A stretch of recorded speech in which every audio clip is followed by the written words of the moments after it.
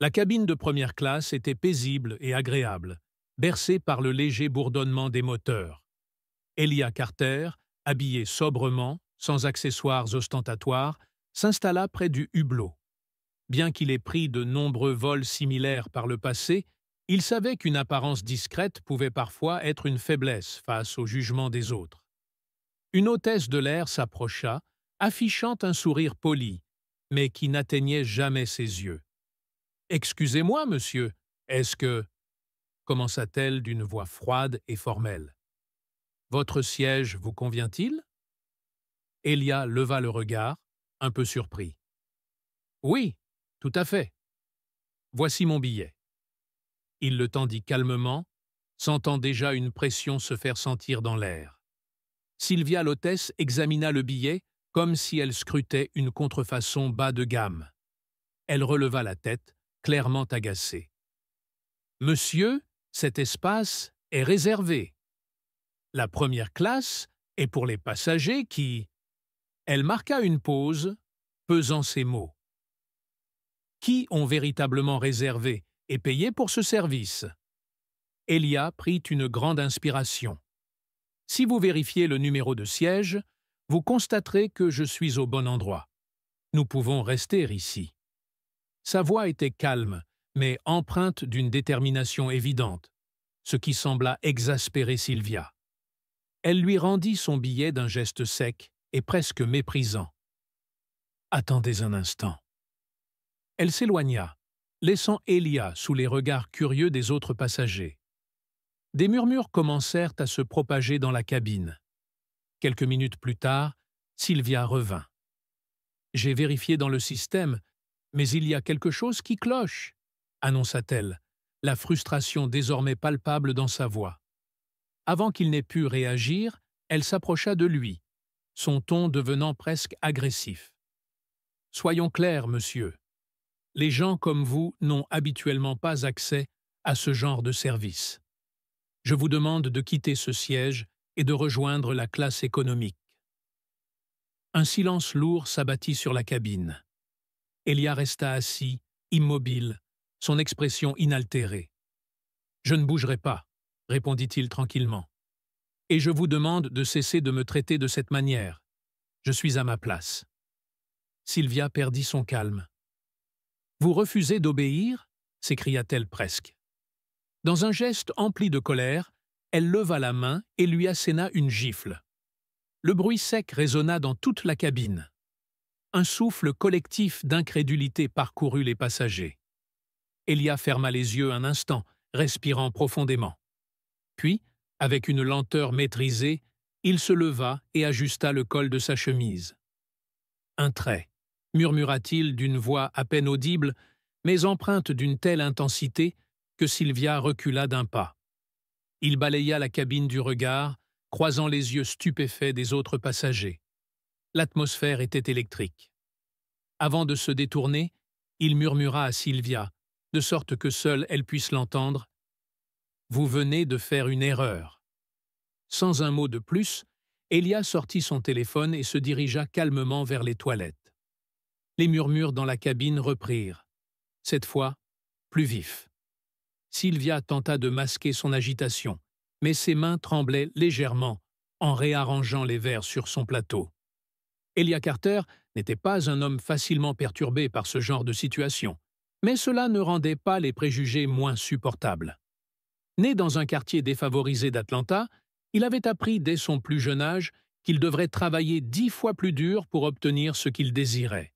Son enfance avait été marquée par l'absence de son père, les sacrifices constants de sa mère pour élever 3 enfants et les discriminations persistantes, aussi bien ouvertes que subtiles, qu'il rencontrait au quotidien.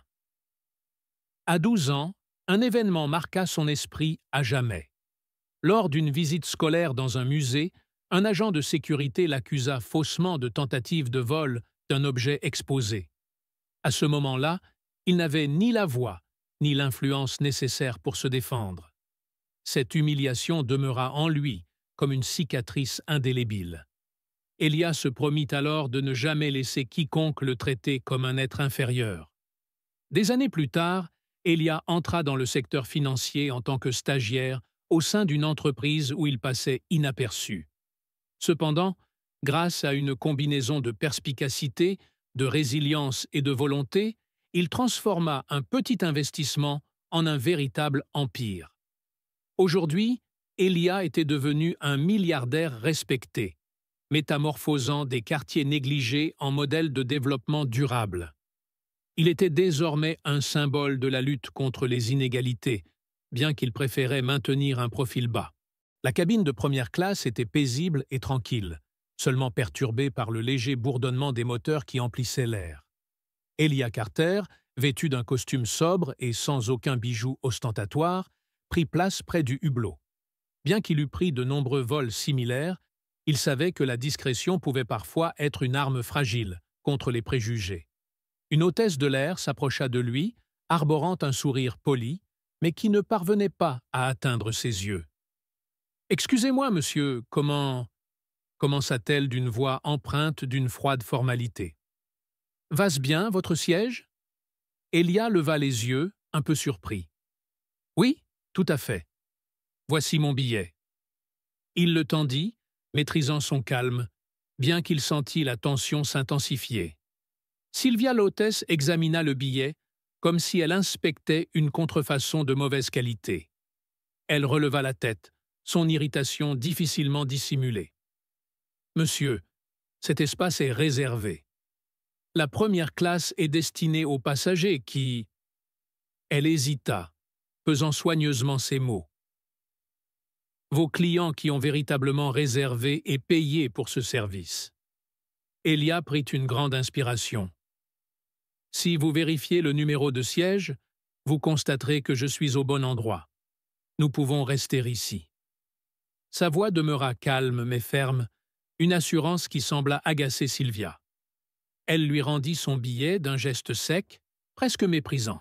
« Attendez un instant. » Elle s'éloigna, laissant Elia sous les regards curieux des autres passagers.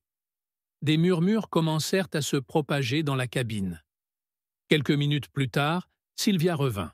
« J'ai vérifié dans le système, mais il y a quelque chose d'anormal, » annonça-t-elle, sa frustration perçant désormais son professionnalisme.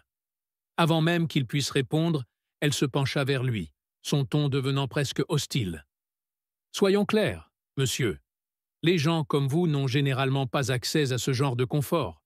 Je vous demande de quitter ce siège et de rejoindre la classe économique. » Le silence qui s'installa dans la cabine était lourd. Elia resta assis, immobile, avec un visage impassible. « Je ne bougerai pas, » répondit-il d'un ton tranquille. « Et je vous prie de cesser de me traiter ainsi. Je suis à ma place. » Sylvia perdit son calme. « Vous refusez d'obéir » s'écria-t-elle presque. Dans un élan de colère, elle leva la main et lui asséna une gifle. Le bruit sec résonna dans la cabine. Un souffle collectif d'incrédulité parcourut les passagers. Elia ferma les yeux un instant, respirant profondément. Puis, lentement, il se leva, ajustant le col de sa chemise. « Un trait », murmura-t-il d'une voix presque inaudible, mais chargée d'une intensité qui fit reculer Sylvia d'un pas. Il balaya la cabine du regard, croisant les regards stupéfaits des autres passagers. L'atmosphère était chargée de tension. Avec un dernier regard vers Sylvia, il murmura, assez bas pour qu'elle seule puisse l'entendre. « Vous venez de faire une erreur. » Sans ajouter un mot, Elia sortit son téléphone et marcha calmement vers les toilettes. Les murmures dans la cabine reprirent, cette fois plus vifs. Sylvia tenta de faire comme si rien ne s'était passé, mais ses mains tremblaient légèrement alors qu'elle réarrangeait les verres sur le plateau de service. Elia Carter avait appris à vivre avec ce genre de situation, bien que cela n'atténuât en rien l'insupportabilité des préjugés. Né dans un quartier défavorisé de la périphérie d'Atlanta, il comprit dès son plus jeune âge qu'il devrait redoubler d'efforts pour obtenir ce qu'il désirait. Sa jeunesse avait été marquée par l'absence d'un père, les sacrifices constants de sa mère pour élever 3 enfants, et les discriminations, tant ouvertes que subtiles, auxquelles il était confronté chaque jour. À l'âge de 12 ans, un événement marqua profondément sa mémoire. Lors d'une sortie scolaire dans un musée, un agent de sécurité l'accusa à tort d'avoir essayé de voler un objet exposé. À cette époque, il n'avait ni l'autorité ni les mots pour se défendre. Cette humiliation demeura dans son esprit comme une cicatrice. Ce fut à cet instant qu'Elia se jura de ne plus jamais se laisser traiter comme un inférieur.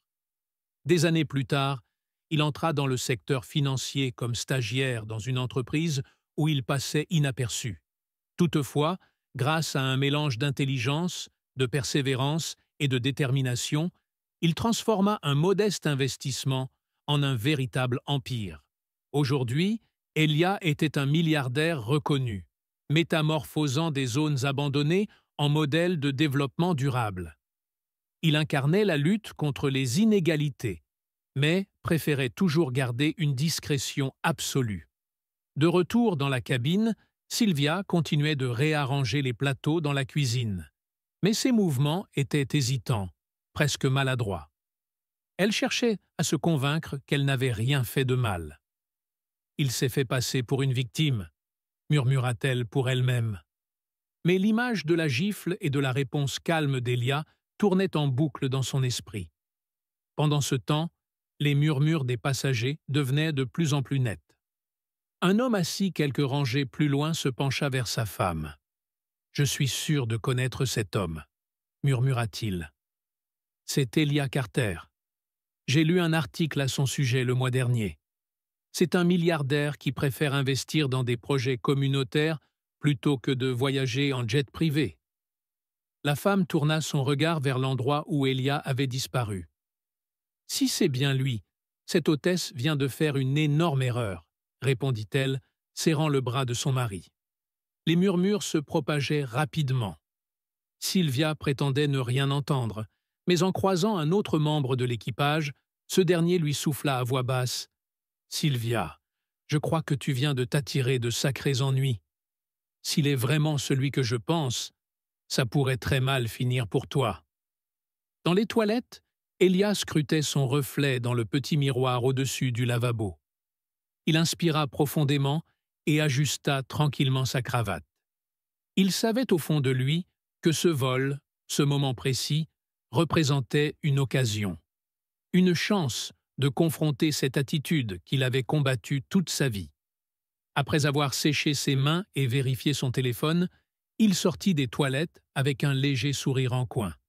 Ses yeux se fixèrent sur l'avant de l'avion, vers le cockpit. « Ce n'est qu'un passager prétentieux », répondit Sylvia d'un ton presque défensif.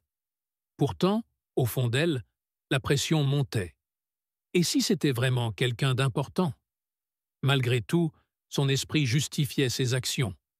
Pour elle, Elia n'avait pas sa place là, dès le moment où elle l'avait vu. Les minutes passaient, mais Elia n'était toujours pas revenu à son siège. Certains passagers commencèrent à remarquer son absence. « Où est-il » demanda un homme au plus jeune des stewards. Ce dernier haussait les épaules, mais son regard en disait long. Il savait probablement bien plus qu'il n'était prêt à le révéler. Sylvia faisait de son mieux pour cacher son inquiétude grandissante, mais elle sentait sa confiance commencer à vaciller. Les regards insistants des passagers la mettaient mal à l'aise, comme s'ils attendaient que quelque chose se produise. Ce qu'elle avait perçu comme un contrôle absolu au début du vol se délitait peu à peu, emportant avec lui sa sérénité. Dans le cockpit, Elia, quant à lui, était déjà en mouvement, un calme déterminé accompagnant la tension croissante. La nervosité s'emparait de la cabine au fil du temps qui passait sans qu'Elia ne soit revenu. Sylvia continuait de circuler parmi les passagers en première classe, s'efforçant de maintenir des sourires polis. Mais l'absence d'Elia était impossible à ignorer. La question persistait. Où était-il? « Il est parti en classe économique », murmura une femme à son mari. « Après tout ça, qui aurait envie de rester ici ?» Sylvia perçut le commentaire, mais feignit de ne pas l'entendre. Un instant, elle se laissa aller à imaginer qu'Elia s'était retiré, préférant éviter d'autres confrontations. Peut-être avait-il pris un siège à l'arrière de l'avion, loin des regards accusateurs. Cette pensée lui apporta un semblant de soulagement, mais elle n'était pas pleinement convaincue. Quelque chose n'allait pas. La porte du cockpit, normalement close, avait été brièvement ouverte quelques minutes plus tôt. Et maintenant, l'équipage évitait soigneusement de croiser son regard, ce qui ne faisait qu'alimenter sa méfiance. La tension continuait de croître. Sylvia, malgré ses efforts pour paraître impassible, se sentait de plus en plus isolée. Ses collègues la regardaient d'un œil différent, comme si une menace invisible planait sur elle. Elle se demandait si elle avait fait une erreur, si ses actions, motivées par des jugements hâtifs, allaient lui coûter plus cher que prévu. Elle s'arrêta près de la porte du cockpit, ses pensées en tourmente. La situation lui échappait. Pourquoi Elia, cet homme dont le nom semblait soudainement faire le tour de l'avion, n'était-il pas revenu à son siège? Peut-être s'était-il caché, évitant ainsi une confrontation, mais cette idée ne suffisait pas à dissiper l'inquiétude croissante parmi les passagers. Dans un élan de recherche de réponse, elle se dirigea vers l'arrière de l'avion, chaque pas la rapprochant des murmures incessants qui suivaient ses déplacements. Les regards des passagers étaient lourds de jugement et de curiosité, mais aussi d'un étrange désaveu. Et là, entre les sièges de la classe économique, elle aperçut une silhouette familière, assise avec calme. C'était Elia. Mais à côté de lui, un agent de sécurité de la compagnie aérienne qu'elle n'avait pas remarqué plus tôt se tenait droit, adoptant une posture aussi professionnelle qu'intimidante. Elia, impassible, observait la scène avec une tranquillité presque déconcertante. Il savait que ce qui se passait à bord allait bien au-delà d'un simple malentendu. Le regard des passagers et de l'équipage se tourna lentement vers lui, et son nom, murmuré discrètement à travers la cabine, commença à se répandre. Il n'était plus un simple passager parmi tant d'autres. Il était devenu un sujet de curiosité, d'envie et de jugement. Elia n'était pas revenu à son siège par hasard. Ce n'était pas un geste de fuite, mais un acte calculé. Il savait que de telles situations étaient inévitables pour quelqu'un dans sa position. Mais ce n'était pas la première fois qu'on le jugeait à tort, et ce ne serait pas la dernière. À chaque fois, il avait su retourner la situation à son avantage. Rester calme, ne pas se laisser réduire à un stéréotype, tel était son principe. Ce vol, cette confrontation avec Sylvia, était simplement une autre épreuve sur le long chemin de sa vie. Il tourna lentement la tête vers l'agent de sécurité, son regard perçant, et demanda d'une voix mesurée, mais pleine de défi. « Vous savez qui je suis, n'est-ce pas ?» L'agent acquiesça silencieusement.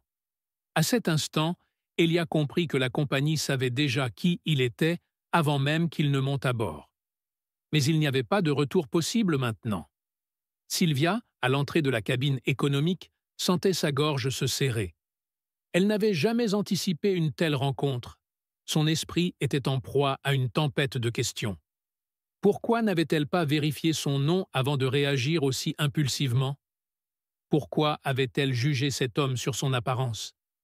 Elle se dirigea lentement vers Elia et l'agent. Ce dernier se redressa légèrement à son approche, son regard effleurant Sylvia, avant de revenir vers Elia. Sylvia s'efforça de garder son calme, mais la honte la submergea alors que ses joues prenaient une teinte écarlate. Elia la regarda d'un œil calme, un léger sourire au coin des lèvres. « Vous avez une bonne mémoire pour les noms, n'est-ce pas? Ou peut-être aimez-vous faire des hypothèses ?» dit-il, son ton teinté d'un sarcasme à peine dissimulé. Le malaise était palpable. Sylvia, pour la première fois de sa carrière, se sentait déstabilisée. Elle rougit profondément et, incapable de faire autrement, s'excusa, bien que ses mots sonnaient creux dans sa propre bouche. « Je suis désolé, Monsieur Carter. Je n'aurais pas dû… » Elia la coupa avant qu'elle ne termine sa phrase. « Ce n'est pas moi que vous devez excuser, Sylvia. C'est vous-même. » Ces paroles, fermes, mais empreintes d'une certaine compassion, eurent l'effet d'un électrochoc. Sylvia se retrouva réduite à sa propre culpabilité, une simple personne parmi tant d'autres qui avait agi trop rapidement. mais qui avait encore la possibilité de se remettre en question.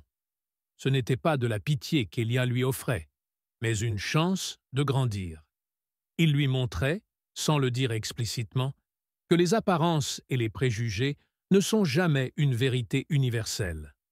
À mesure que le vol poursuivait son trajet, la cabine se calma peu à peu. Les murmures cessèrent et les passagers retrouvèrent leur attention sur les paysages qui défilaient au-delà des hublots. Mais en coulisses, une dynamique plus profonde venait de se révéler. Sylvia, perturbée mais maintenant plus consciente de ses propres erreurs, savait qu'elle allait devoir repenser son comportement, non seulement en tant que membre de l'équipage, mais aussi en tant qu'individu. Pour Elia, ce moment ne représentait qu'un maillon d'une longue chaîne. Il n'avait pas seulement évité une confrontation banale. Il avait semé une graine de réflexion chez Sylvia, et peut-être, un jour, elle se souviendrait de lui différemment. Peut-être qu'une personne, à la fois, pourrait contribuer à faire changer les petites injustices du quotidien. Mais tout cela ne dépendrait pas de ce vol. Ce n'était qu'une étape sur un chemin bien plus vaste.